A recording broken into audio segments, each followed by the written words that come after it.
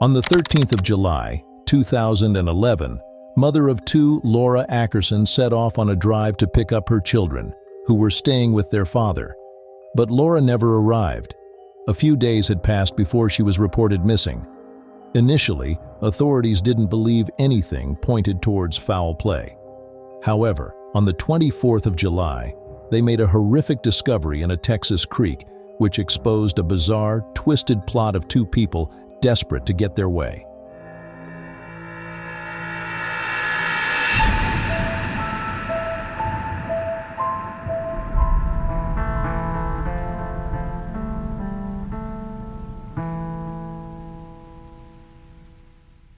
Laura Ackerson was born in Hastings, Michigan, on the 30th of April 1984 to parents Brenda and Roger Ackerson, and was one of 8 children.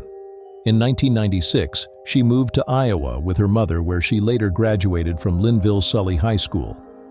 Laura first met Grant Hayes at one of his gigs in 2006. Grant was an aspiring musician and songwriter. The pair started a relationship in 2007, but sources differ on whether they were married or just partners. During their time together, Laura and Grant had 2 children.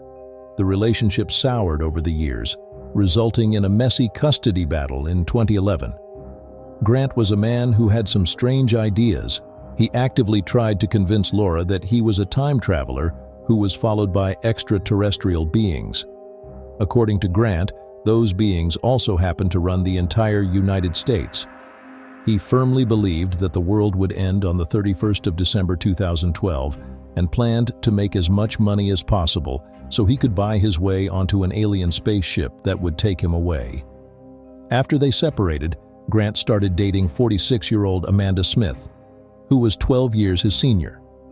They met in the U.S. Virgin Islands in 2009, when Grant was still with Laura. Amanda was a former small-time actress who had a daughter from another relationship. She had been married 3 times. Amanda's third husband was a wealthy man. However, he died when he dived into a lake that was only 6 inches deep. The inheritance she received after her husband's death meant she never had to work again. Grant and Amanda subsequently married, and on the 9th of June, 2011, they welcomed their daughter Lillian into the world. Grant and Amanda lived in Raleigh, North Carolina, while Laura lived in Kinston, roughly an hour and a half away. In 2011, Laura and Grant went back and forth through their lawyers and the courts, fighting for custody of their 2 children. Grant claimed that Laura had mental health issues, and Laura claimed that Grant had substance abuse issues. Both had to undergo psychological evaluations. An interim court order saw Grant keep the children during the week, and Laura had them over the weekends. The ongoing custody issues and legal battle meant that Amanda was not a fan of Laura, which was hardly surprising, as she had only heard Grant's side of the story. It was July 2011, and the upcoming custody hearing was a few months away. Laura was sure she would be awarded at least 50% custody of the kids. Unfortunately, she didn't live to see that day. On the 12th of July 2011, Laura received an email from Grant. It was a Tuesday, and even though Laura only had the children on weekends, Grant asked whether she wanted to visit them. When she saw this, Laura must have thought Grant had seen the writing on the wall regarding the upcoming custody results. Maybe they would be able to keep things amicable between them. The next day, Wednesday the 13th of July, Laura left Kinston and headed towards Raleigh. At 4:12 p.m., she texted Grant and told him she was in the Wilson area and asked him where he would be in around an hour or so. She called again 45 minutes later. That was the last time anyone heard from Laura. At 9 p.m. that evening, Laura's business partner tried to reach her. Laura didn't pick up the phone, which was unusual for her. Over the next 2 days, Laura wasn't in contact with her friends or family. This wasn't typical behavior, and when Grant reported that she hadn't shown up to pick up the children on Friday as arranged, she was reported missing. Laura's car was found in the Camden Crest Apartments parking lot on Summit Manor Lane on the same day she had left to pick up the children. This location was only 400 yards from Grant and Amanda's apartment.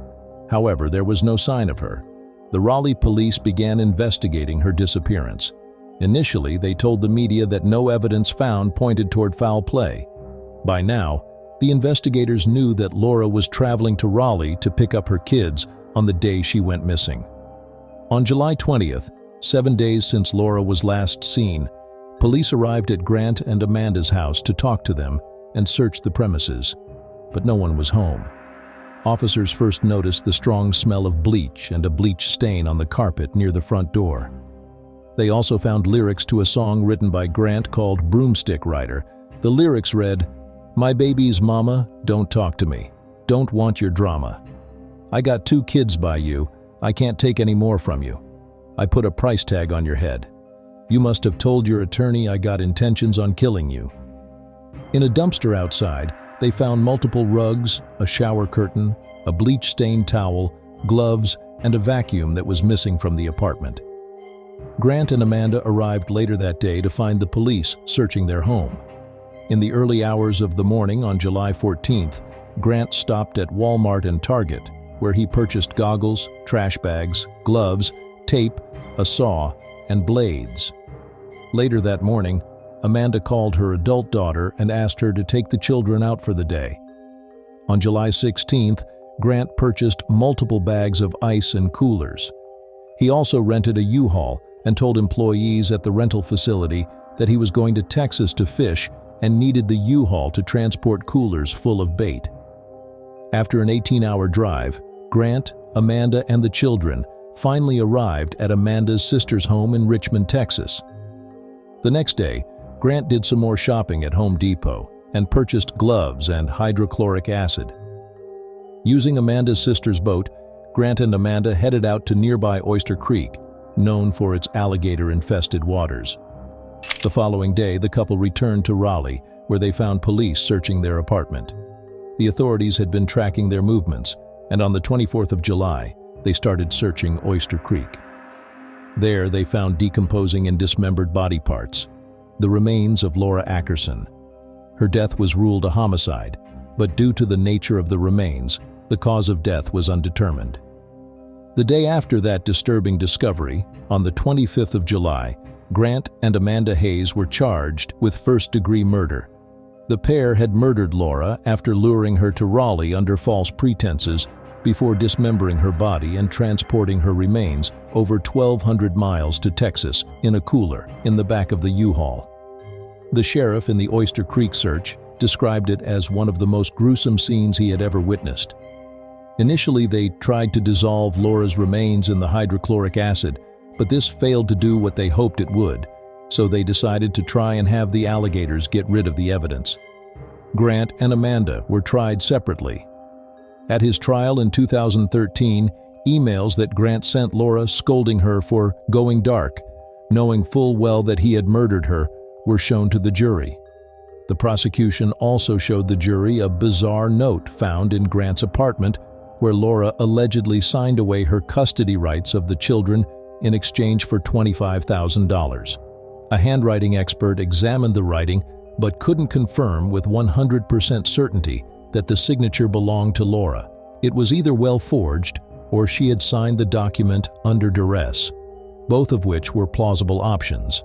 It was also revealed that the custody battle with Laura had cost Grant around $85,000, leaving him effectively broke.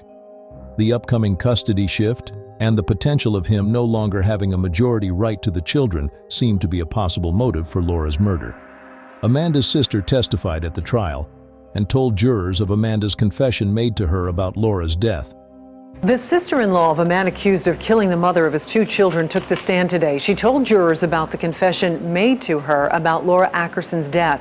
WRAL's Ken Smith joins us now in the control room with more on that, plus details about songs played as evidence in the courtroom today. Ken. Yeah, Jackie, it's now up to Grant Hayes' defense team to make the case that their client admittedly helped dispose of Laura Ackerson's body, the mother of his 2 children, but he did not kill her. He blames his wife, Amanda. Her trial is set for next year, but today her sister took the stand with some startling revelations. She came in and she told me that she had hurt Laura and that she had hurt her bad. Grant Hayes' sister-in-law Karen Berry says testifying against her little sister Amanda Hayes is very difficult, but she wants to do the right thing. Were you kind of in shock when Amanda told you that? Yes.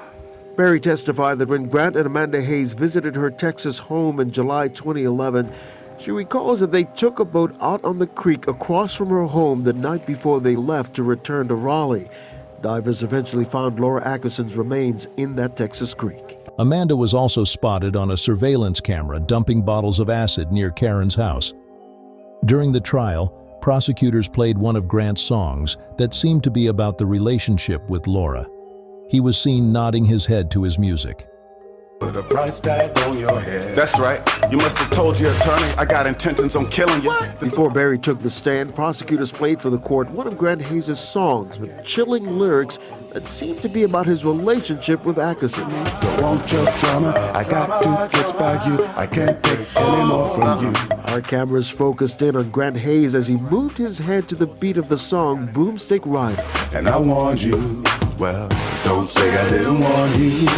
The lyrics to that song are part of mounting circumstantial evidence against Hayes that include testimony by this man, Pablo Trinidad. He and Hayes spent time together in the Wake County Jail, and Trinidad claims Hayes confessed to him that he murdered Ackerson. Under cross-examination, though, Hayes' defense attorney wasn't buying it. But you've been told that this might help you reduce that 1-year sentence. Is that correct? No. Well, you testified that you're here hoping that it will. I said I hope it would, but nobody told me that it was going to reduce my sentence. Well, the defense continues presenting its case tomorrow. Karen Berry is due back on the stand under cross-examination. Grant Hayes was found guilty of first-degree murder and sentenced to life in prison without the possibility of parole. He is behind bars at Caledonia Correctional Institution in Halifax County, North Carolina. Amanda was tried in early 2014. Her defense tried to argue that she had not participated in the murder and had been forced by Grant to help dispose of Laura's remains. She said she complied as she was afraid of him. The jury didn't believe these claims, and on February 18, 2014, Amanda was found guilty of second-degree murder and sentenced to 13 years in prison. 4 years later, on August 21, 2018, Amanda was tried and found guilty of tampering with a corpse, which added 20 years to her sentence.